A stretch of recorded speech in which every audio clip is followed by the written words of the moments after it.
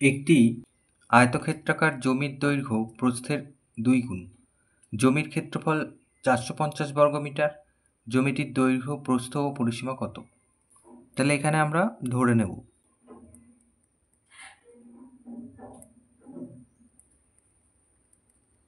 মনে করি জমির প্রস্থ x মিটার,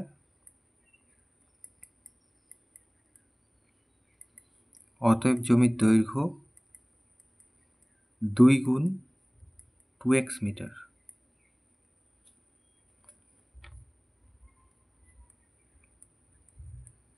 প্রশ্নানুসারে ক্ষেত্রফল বলেছিল, তাহলে x গুণ 2x সমান সমান 450। দৈর্ঘ্য গুণ প্রস্থ, তাহলে 2x স্কোয়ার সমান সমান 450 বা x স্কোয়ার সমান সমান 2 দিয়ে ভাগ, বা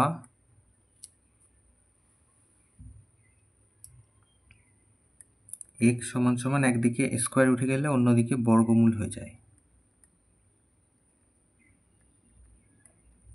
তাহলে x সমান সমান 15, 225-এর বর্গমূল 15। তাহলে অতএব প্রস্থ পাওয়া গেল 15 মিটার। তাহলে দৈর্ঘ্য বলেছিল দ্বিগুণ, তাহলে 15 গুণ 2 30 মিটার। তাহলে দুটো আমরা পেয়ে গেছি। এবার পরিসীমা বার করতে বলেছিল,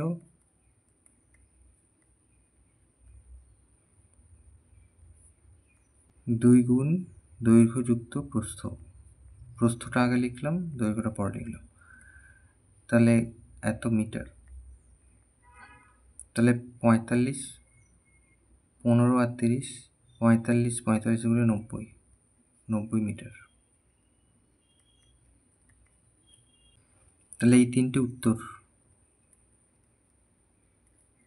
এটা একটা, এটা একটা, আর এটা একটা।